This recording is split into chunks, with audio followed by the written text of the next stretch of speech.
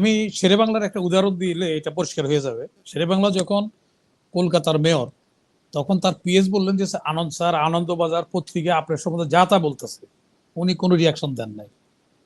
তারপরে বেশ কিছুদিন পরে ওই ওই পিএস এ বলতেছে যে আজকে কিন্তু স্যার আপনার ব্যাপারে খুব প্রশংসা করছে।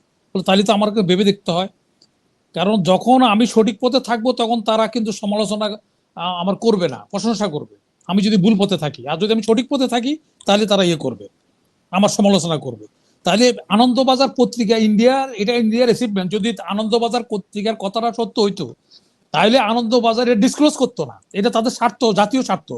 আনন্দবাজার পত্রিকা হলো রয়্যাল এজেন্ট, রয়্যালের অভিপ্রায়টা তারা নিউজের মাধ্যমে বিভিন্ন সময় এইসব এইসব করে তারা।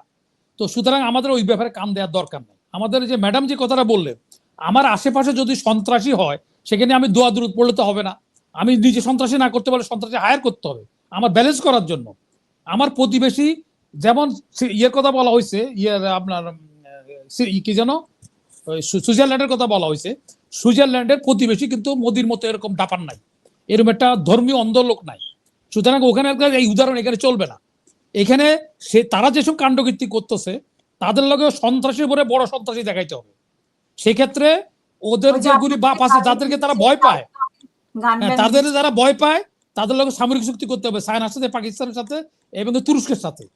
এটা অলরেডি সরকার করতেছে, এটা সঠিক পথে আছে বলে আমি মনে করি। কারণ আমার তো টিকে থাকতে হবে, আমার সার্বভৌমত্ব তো টিকে রাখতে হবে। এখন আমি না করলে একজন যদি আমাকে এরকম মশা মাছির সাথে তুলনা করতেছে, ওখানে ক্যান্টনমেন্ট করতেছে, তাহলে সেখানে কি আমি বসে বসে কি করবো, দোয়া দরুদ পড়বো? এটা গেল এক। 2 নম্বর হলো যে আমাদের শিক্ষা ব্যবস্থা যে ধ্বংস হয়েছে, জন্য শিক্ষকরাও দায়ী। কারণ আমি আগে আমার পাবলিকেশন না দেখিয়া কে কোন দলের লোক তারে বিসি বানানো হচ্ছে। আমরা তো বিসি তো আমরা অনেক আগে দেখছি না, কারা কারা বিসি ছিল আমরা যখন স্টুডেন্ট ছিলাম, এখন কারা আসতেছে। তো এখানে কোনো মেধা, পাবলিকেশন, রিসার্চ কিছু না দেখা তারে কোন দলের সদস্য হিসেবে বানানো হচ্ছে। অনুরূপভাবে জুডিশিয়ারিও তাই করতেছে। জুডিশিয়ারি জিন্দাবাদ বা জয় বাংলা করছে, তারা বিচারপতি যারা রাত্রে নাইটে 3টার হেপাট আছে, তারা কিন্তু সবার উপরে ছড়ি ঘুরাচ্ছে।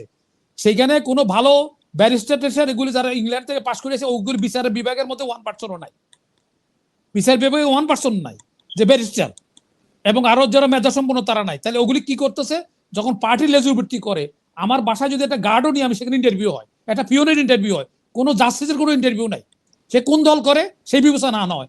আমি কিন্তু একাধিকবার এটা মিডিয়া তুলছি যে যেটি আমার যখন সেকেন্ড লেফটেন্যান্ট থেকে লেফটেন্যান্ট জেনারেল বা জেনারেল হয়, এখানে সরকারি সচিব থেকে যদি আমার ক্যাবিনেট সেক্রেটারি হয়, তাহলে হোয়াই নট জুডিশিয়ারিতে কেন মুসেফে ঢুকবে, সেটা ধাপে ধাপে প্রমোশন পেয়ে আসে চিফ জাস্টিস হবে। আমাদের যে জুডিশিয়ারিতে এতগুলি কাজ করলে, মোবলেন্সিং হলো, এত কিছু হইলো, কোনো একটা আইন সংস্থার দায় দায়িত্ব নিরূপণ করে সো মোটো করছে। যেখানে পাকিস্তানের কথা আমরা খারাপ বলি, পাকিস্তানের এইবারে যে তারা আসিফ মনিরের আজীবন তার তার কোনো বিচার করা যাবে না, সে আজীবন ইউনিফর্ম পরতে পারবে। 3 জন কিন্তু রিজাইন করছে। আমাদের কি একটা লোক নাই রিজাইন করার মতো?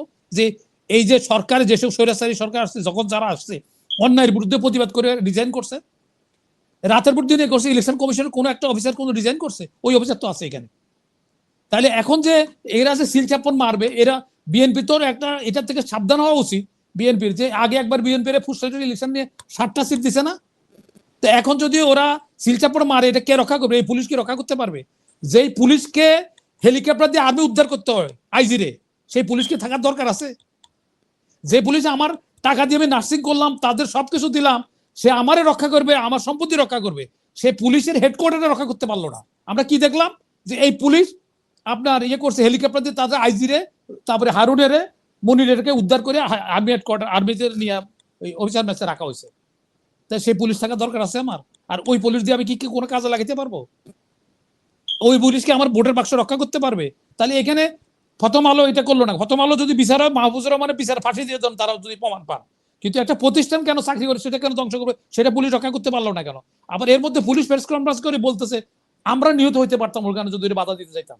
এটা কি কথা হওয়ার কথা? ফায়ার ব্রিগেড আমার আগুন নিভাবে, সে আগুনের ভয় পেলে তো হবে না। তাহলে তুমি অন্য ডিপার্টমেন্টে চাকরি করো, তুমি এখানে আসছো কেন? তো এখন আমাদের গল্পটা এখানে। আচ্ছা, তারপর আমরা এটা তো গেলো পলিটিক্যাল সাইডটা। আসেন ইন্টেরিয়াম গভর্নমেন্টের কাছে, আমরা তাদের কাছে তো এটা আশা করি নাই। সবচেয়ে অথর্ব লোকের যে 15 দিন অসুস্থ থাকছে, তার স্বাস্থ্যমন্ত্রী বানাইছে, সে বিদেশে চিকিৎসার জন্য যাচ্ছে, কোন একটা সেকশনের কাজ করে নাই। এখন আমাদের ওষুধের রপ্তানি যে সেক্টরটা ছিল, ওষুধের সব লোকজন ম্যানুফ্যাকচার যারা আছে, অনেকের সাথে আমার জানা, এইখানে ওদের নেতাদের আমার জানা বলছে সব চলে যাচ্ছে আমাদের এগুলি, কারণ আমরা এখান থেকে সে একটা ডিসিশন দিতে পারছে না, সে বেশিরভাগ অসুস্থ থাকে। একটা গ্রামীণ ব্যাংকের এখন ইউনূস সাহেবের কাছে আমরা যেতে আশা করি না, এটা রাজনীতি হাসিনা করছে করছে সেই জন্য সে পালাইছে। তাহলে এখন এখানে এই যে আমরা সবচেয়ে ক্রিম সোসাইটি আনলাম, এরা কি ডেলিভারি দিল? এরা তো উপযুক্ত লোকেরা আনার কথা, তো আসার কথা। এখানে যে লোকটারে মারলো, যে ছাত্রটাকে মারলো, তার দেশপ্রেম, সে তো আরেকটা ভাষারই হইতো দেশের, কিন্তু তারে বিবেচনা করা না মন্ত্রীর জন্য।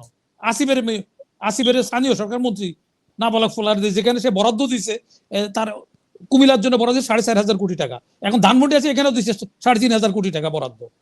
পরে এখন আমি বললাম যখন নাহলে আরপি অনুসারে আপনি এটা স্থগিত করে দেন, ইলেকশন কমিশনকে ধন্যবাদ দিচ্ছে আবারও যে উনি এটা স্থগিত করে দিচ্ছে। তাহলে এই রকমের এত কমপ্লেন আসার পরে ইউনূস সাহেব একটা রিসাবেলও করতে পারে নাই। উনি আমরা স্বপ্ন দেখবো উনি আমাদের নিরপেক্ষ ইলেকশন ডিক্লেয়ার দিবে, উপহার দিতে পারবে, সেই সক্ষমতা ওনার নাই।